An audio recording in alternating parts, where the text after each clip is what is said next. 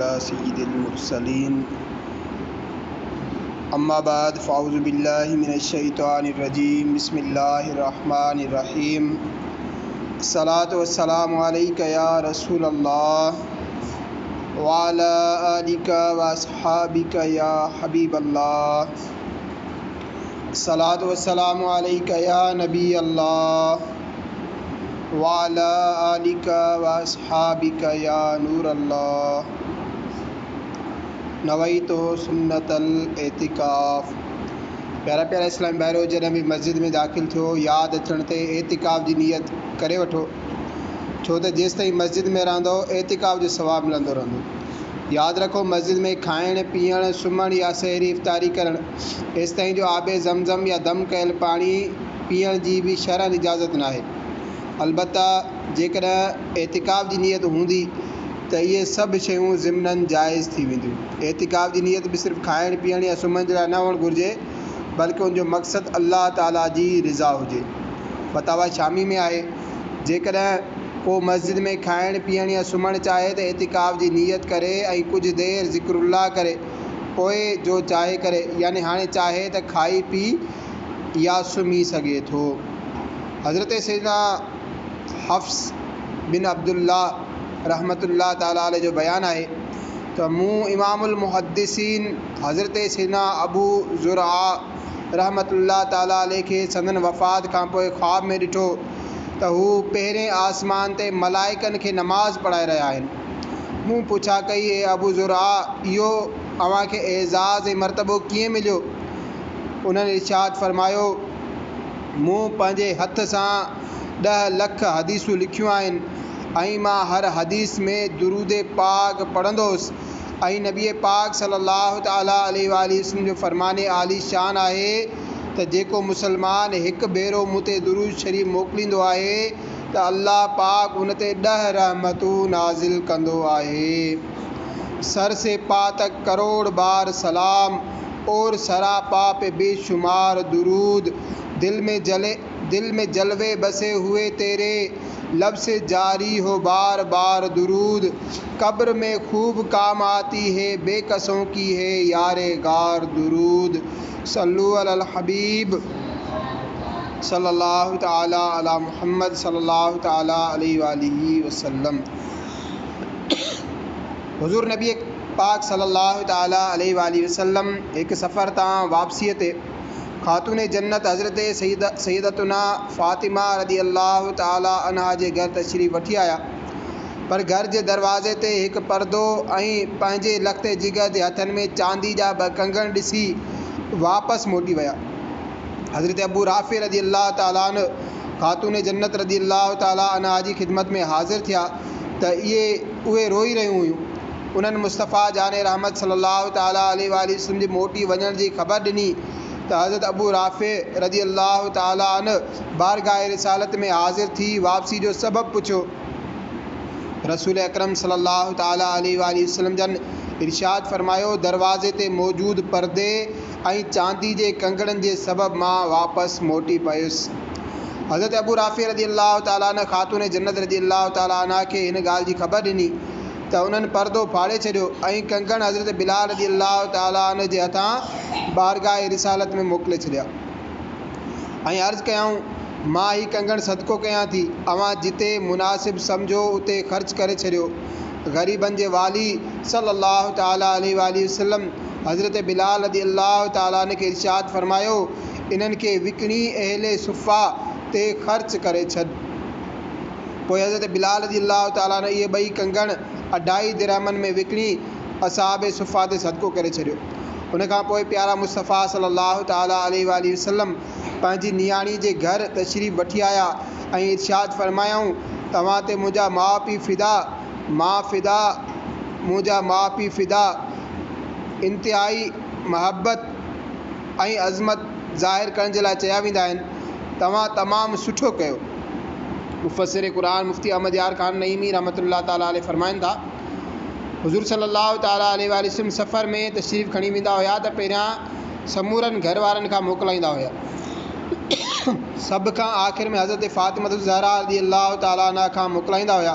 ऐं जॾहिं सफ़र तां वापसि मोटंदा हुआ त सभ खां पहिरियां बीबी फ़ातिमा ज़हरा रज़ियल्लाहु ताला अन्हा जे घर तशरीफ़ खणी ईंदा हुआ, पोइ ॿियनि अहले बैत अतार वटि ईंदा हुआ। मतिलबु त वेंदा हुआ तॾहिं बि संदनि जे घरां खां थी वेंदा हुआ ऐं ईंदा हुआ तॾहिं बि संदनि जे घर में। उन घर जी इज़त ते लखें सलाम। दरवाज़े ते लटकियल परदे ऐं कंगणनि जे बारे में फ़रमाइनि था, दरवाज़े जो इहो परदो ग़ालिबन तस्वीरनि वारो हो ऐं चांदी जा कंगण छोकिरनि यानी हज़रत इमाम हसन ऐं हज़रत इमाम हुसैन रज़ियल्लाहु ताला अन्हुमा जे लाइ हुआ। मर्दनि जे लाइ कंगण हराम आहिनि ऐं तस्वीरुनि वारो परदो पिणु हराम आहे।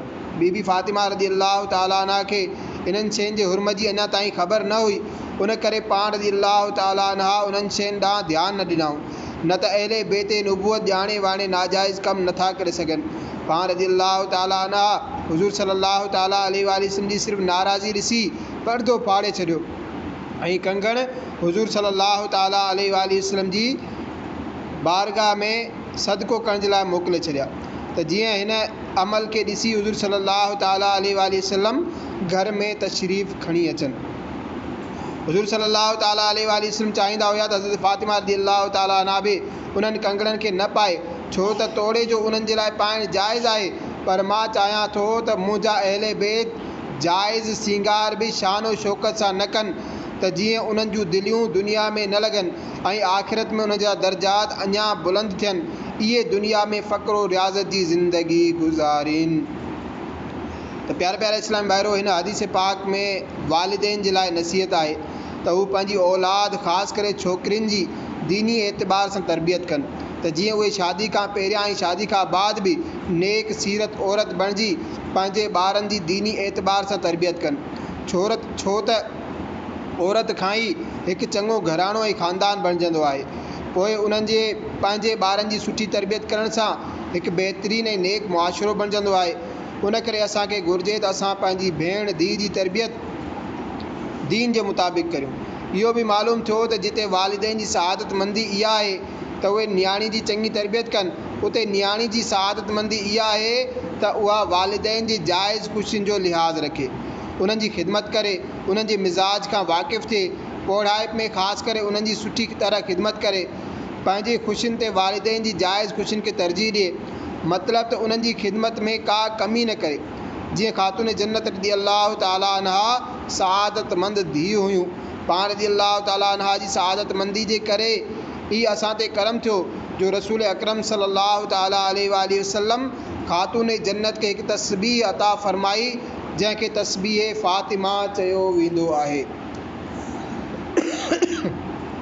अमीरुल मोमिनीन मौला मुश्किल कुशा हज़रत अलीउल मुर्तज़ा करमल्लाहु ताला वजहुल करीम फ़रमाइनि था त नबी करीम सल्लल्लाहु ताला अलैहि वसल्लम जी ख़िदमत में कुझु क़ैदी आंदा विया त मूं हज़रत फ़ातिमा रज़ियल्लाहु ताला अन्हा खे चयो त तव्हां पंहिंजे बाबा साईं हुज़ूर रहमत आलम सल्लल्लाहु ताला अलैहि वसल्लम जी ख़िदमत में हाज़िर थी को ग़ुलाम वठी अचो त जीअं उहो कमकार में तव्हांजो हथु वंडाए। पोइ पाण रज़ियल्लाहु ताला अन्हा शाम जे वक़्तु हुज़ूर नबी करीम सल्लल्लाहु ताला अलैहि वसल्लम जी ख़िदमत में हाज़िर थियूं त रसूल अकरम सल्लल्लाहु ताला अलैहि वसल्लम पुछा कई, धीउ छा ॻाल्हि आहे?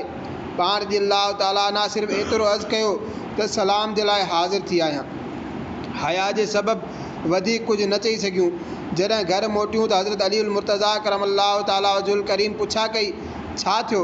चयईं, मां हया जे करे वधीक कुझु न चई सघियुसि। ॿी राति वरी हज़रत अलीउल मुर्तज़ा करमल्लाहु ताला वजहुल करीम ख़ातून जन्नत रज़ियल्लाहु ताला अन्हा खे नबी करीम सल्लल्लाहु ताला अलैहि वसल्लम जी बारगाह में घर जे कमकार में सहूलत जे लाइ हिकु ग़ुलाम घुरण लाइ मोकिलियो, पर पाण रज़ियल्लाहु ताला अन्हा हिन भेरे बि हया जे सबबु सुवाल न करे सघियूं।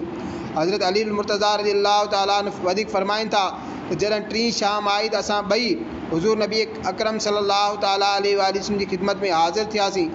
पाण करीम सल्लल्लाहु ताला अलैहि वसल्लम अचण जो सबबु पुछियो त हज़रत अलीउल मुर्तज़ा करमल्लाहु ताला वजहुल करीम फ़रमाइनि था, मूं अर्ज़ु कयो, या रसूलल्लाह सल्लल्लाहु ताला अलैहि वसल्लम, असांखे कम में दुश्वारी थींदी आहे, तंहिं करे असां चाहियो त अव्हां खां को ग़ुलाम घुरूं। हुज़ूर नबी अकरम सल्लल्लाहु ताला अलैहि वसल्लम जन इरशाद फ़रमायो, छा मां तव्हांखे अहिड़ो कमु न ॿुधायां जेको तव्हांजे लाइ ॻाढ़नि उठनि खां बहितर आहे? हज़रत अलीउल मुर्तज़ा रज़ियल्लाहु ताला अर्ज़ कयो जी हाँ या रसूल अल्लाह सल्लल्लाहु ताला अलैहि वसल्लम। पाण सगोरन सल्लल्लाहु ताला अलैहि वसल्लम इरशाद फरमायो सुबुह शाम 33 भेरा सुबहान अल्लाह, 33 भेरा अल्हम्दुलिल्लाह ऐं 34 भेरा अल्लाह अकबर चओ। सुबुह ऐं शाम 1000 नेकियूं मिलंदियूं। हज़रत अली मुर्तज़ा रज़ियल्लाहु ताला अन्हु फरमाइनि था हिन खां पोइ मूं उन्हनि तस्बीहात खे पंहिंजे मामूल में शामिल करे वरितो, वरी कॾहिं हिन अमल खे न छॾियो एसी ताईं जो सिफ़ीन जी जंग वारी राति में उनखे पढ़णु विसरी वियो हो। पोइ मूंखे आख़िर यादि अची वियो त मूं पढ़ी वरितो। त प्यारा प्यारा इस्लाम भाइरो, असां ॿुधो त हुज़ूर सल्लल्लाहु ताला अलैहि वसल्लम ख़ातून जन्नत रज़ियल्लाहु ताला अन्हा जे तरफ़ां ॾिनल कंगण असहाब सुफ़ा ते ख़र्च करे छॾिया। अल्लाह जे प्यारे रसूल सल्लल्लाहु ताला अलैहि वसल्लम पंहिंजे हिन मुबारक अमल सां असांखे इहो दर्स ॾिनो त दीनी तालिब इल्मनि ते पंहिंजो माल ख़र्च करणु घुरिजे। आका अलैहिस्सलातु वस्सलाम चाहिनि हा त उन माल खे कंहिं ॿिए नेक कम में ख़र्च करण जो हुकुम बि ॾेई सघिया पे, पर पाण सल्लल्लाहु ताला अलैहि वसल्लम असहाब सुफ़ा जेकी दीन जो इल्मु सिखण जे लाइ हर वक़्तु रहंदा हुया उन्हनि ते ख़र्च करण जो हुकुम ॾिनो। हिन मां ख़बर पई त असांखे पंहिंजो माल उन्हनि कमनि में ख़र्च करणु घुरिजे जिन सां दीन खे घणो फ़ाइदो थिए। पंहिंजो माल दीनी कमनि में ख़र्च करण सां गॾोगॾु जेतिरो वधि में वधि थी सघे त असांखे पंहिंजो वक़्तु बि पेश करणु घुरिजे। फैज़ान मुस्तफ़ा सां मालामाल थियण वारा सहाबा किराम ऐं ॿियनि बुज़ुर्गनि जा अहिड़ा सवे वाक़िया मौजूदु आहिनि जो जिन जो माल दीनी कमनि में वक़्तु थियण सां गॾोगॾु उन जो वक़्तु बि दीन जी सरबुलंदी जे लाइ गुज़रंदो हो। अल्लाह पाक उन्हनि अज़ीम हस्तियुनि जे दीन इस्लाम जे लाइ ॾिनल क़ुर्बानीनि जे सदक़े असांखे बि अहिड़ो जज़्बो नसीब फ़रमाए जो असां बि पंहिंजो माल अल्लाह पाक जी राह में पेश करियूं ऐं पंहिंजो वक़्तु बि इल्म दीन सिखण सेखारण में गुज़ारियूं। ए आशिकाने रसूल सल्लल्लाहु ताला अलैहि वसल्लम, हिन में को शक न आहे त इब्तिदाई इस्लाम जो दौर घणो ई मुश्किल हुयो। सहाबा किराम अलैहिम रिदवान खे दीन सिखण ऐं उन ते अमल करण में अहिड़ियुनि परेशानियुनि ऐं मुश्किलातुनि जो मुंहुं ॾिसणो पियो जो जिन जो तसवुर बि ॾकाए छॾे थो। बुख, उञ, बेवसी, मुसाफ़िरी, पंहिंजनि जूं बेवफ़ायूं, गैरनि जूं दुश्मनियूं, घर ॿार खां दूरी, कई ॾींहं बुख उञ में गुज़री वेंदा हुया। मतिलब त कई मुश्किलातूं हुयूं। सहाबा किराम अलैहिम रिदवान हर आज़माइश जो ॼमी मुक़ाबिलो बि कयो ऐं मदीने जे ताजदार सल्लल्लाहु ताला अलैहि वसल्लम जी ग़ुलामी बि न छॾियाऊं। दीन सिखण, दीन जी ख़िदमत ऐं दीन जी तबलीग करणु न छॾियाऊं। इहे सहाबा किराम अलैहिम रिदवान जेके हुज़ूर अलैहिस्सलातु वस्सलाम जी ख़िदमत में सिर्फ़ु दीन सिखण जे लाइ हाज़िर रहंदा हुया उन्हनि खे असहाब सुफ़ा चयो वेंदो आहे। उन्हनि जो शान त बेमिसल ऐं बेमिसाल आहे। असहाब सुफ़ा केरु हुया हिननि जे बारे में बि ॿुधो। उन मस्जिद नबवी शरीफ़ में हिकु चबूतरो हो जिते मुख़्तलिफ़ औक़ात में अटिकल 400-500 फ़ुक़रा मुहाजिरीन वेंदा हुया। उन्हनि खे असहाब सुफ़ा चवंदा आहिनि। उन्हनि वटि न घर हो, न दुनियावी साज़ो सामान ऐं न ई को कारोबार। गुरबत जो आलम इहो हो जो इन्हनि मां 70 वटि त ओघड़ ढकण जे लाइ पूरो कपिड़ो बि न हो। उन्हनि जी तादाद में घटि वधाई थींदी रहंदी हुई। मदीने शरीफ़ में अचण वारे जो को ॼाण सुञाण वारो न हूंदो हो त उहो बि सुफ़ा वारनि में शामिल थी वेंदो हो। सहाबा किराम अलैहिम रिदवान जी उहा मुक़दस जमात आहे जेकी पंहिंजा घर ॿार, अहलो अयाल ऐं फ़िक्र रोज़गार खां बेनियाज़ थी सिर्फ़ु ऐं सिर्फ़ु दीन सिखण जे लाइ मस्जिद नबवी शरीफ़ में रहंदा हुया। इहे बुख बि बर्दाश्त कंदा हुया, उञ बि सहंदा हुया, इहे तकलीफ़ुनि खे बि मुंहुं ॾींदा हुया ऐं फ़ाक़नि में बि मुब्तला थींदा हुया, पर दीन सिखणु उन्हनि न छॾियो। केतिरनि ई रिवायतुनि में अचे थो त इहे अज़ीम इंसान कई ॾींहंनि ताईं फ़ाक़ा कशी में गुज़ारींदा हुया, यानी बग़ैर खाइण पीअण जे गुज़ारींदा हुया। अचो असहाब सुफ़ा जी क़ुर्बानीनि ऐं उन्हनि जे फ़ाक़नि जे बारे में कुझु ॿुधूं था।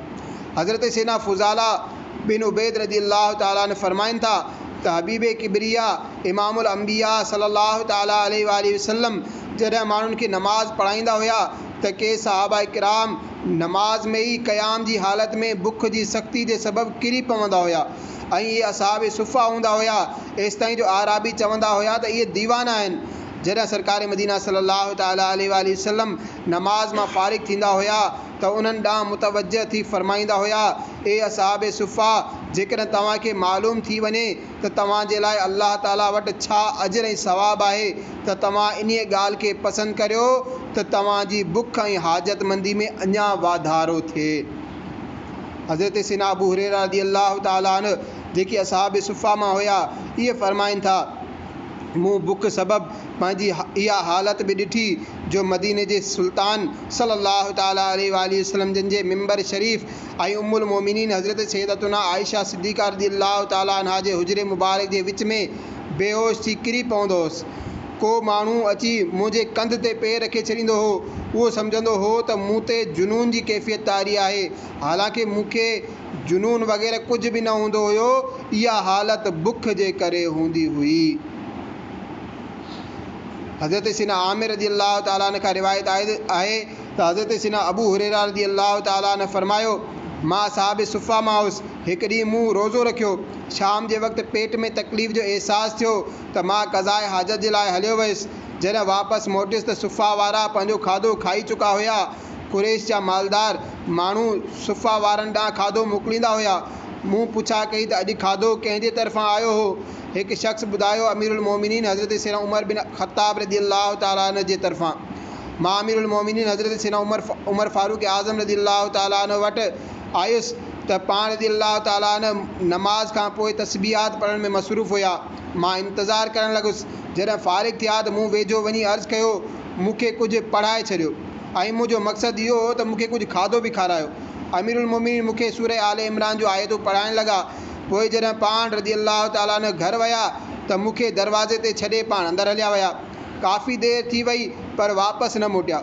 मूं सोचियो शायदि कपिड़ा मटाए रहिया हुजनि या मुंहिंजे लाइ खाधो वग़ैरह तयारु कराए रहिया हुजनि, पर मूं उते अहिड़ो कुझु न ॾिठो। जॾहिं तमामु घणी देरि थी वई त मां उतां खां निकितुसि। राह में रसूल अकरम सल्लल्लाहु ताला अलैहि वसल्लम सां मुलाक़ात थी त पाण सल्लल्लाहु ताला अलैहि वसल्लम जन इरशाद फरमायो ए अबू हुरैरा अॼु तुंहिंजे वात मां तेज़ ख़ुशबू अची रही आहे। मूं अर्ज़ु कयो जी हा या रसूल अल्लाह सल्लल्लाहु ताला अलैहि वसल्लम अॼु मूं रोज़ो रखियो हो ऐं अञा ताईं इफ़्तार नाहे कयो ऐं न ई मूं वटि कुझु आहे जंहिंसां रोज़ो इफ़्तार कयां। रहमत आलम नूर मुजस्सम सल्लल्लाहु ताला अलैहि वसल्लम मूंखे पंहिंजे घर वठी विया ऐं हिकु प्यालो घुरायो जंहिंमें खाधे जो कुझु असरु बाक़ी हो। मूंखे ईअं लॻो जीअं हिन मां कंहिं जव खाधा हुजनि। प्याले जे किनारनि ते कुझु खाधो बाक़ी बचियल रहिजी वियो हो जेको तमामु घटि हुयो। मूं बिस्मिल्लाह पढ़ी उनखे गॾु कयो ऐं खाई वरितो एसिताईं जो मां सेर थी वयुसि। इहा शिकाने रसूल असांखे गौर करणु घुरिजे त असहाबे सुफ़ा त एतिरी मुशक़त सां इल्म दीन हासिलु कंदा हुया। छा असां आसानियुनि जे बावजूद बि घटि में घटि ज़रूरी फ़र्ज़ इल्मु हासिलु करियूं था? असहाबे सुफ़ा केतिरियूं परेशानियूं सहंदा हुया। बज़ाहिर उहे घणा ग़रीब हुया, उहे घणा नादार हुया। न उन्हनि खे कुझु खाइण लाइ ठीक तरह मिलंदो हो न ई पीअण लाइ, पर उन्हनि खे इहो शरफ़ ज़रूरु हासिलु हो जो उहे असहाबे सुफ़ा रसूल अकरम सल्लल्लाहु ताला अलैहि वसल्लम जा घणा मुक़र्रब हुया। आका करीम सल्लल्लाहु ताला अलैहि वसल्लम उन्हनि सां घणी मोहबत कंदा हुया। असांजे मिठे मिठे मुस्तफ़ा सल्लल्लाहु ताला अलैहि वसल्लम वटि जॾहिं को तोहफ़ो सदको या माले गनीमत ईंदो हो त पाण उन्हनि मां असहाबे सुफ़ा ते ख़र्च कंदा हुया। हदीसुनि में अचे थो त पाण करीम सल्लल्लाहु ताला अलैहि वसल्लम ॿियनि असहाबनि खे तरग़ीब ॾियारींदा हुया त उहे असहाबे सुफ़ा खे खाधो खाराइनि ऐं उन्हनि ते ख़र्च कनि। उन्हनि मां किन जे ख़र्च जा कफ़ील ख़ुदि आका करीम सल्लल्लाहु ताला अलैहि वसल्लम पाण हूंदा हुया। अल्लाह तबारक व तआला का दुआ आहे जेको ॿुधोसीं उन ते अमल करणी तौफ़ीक़ अता फ़रमाए।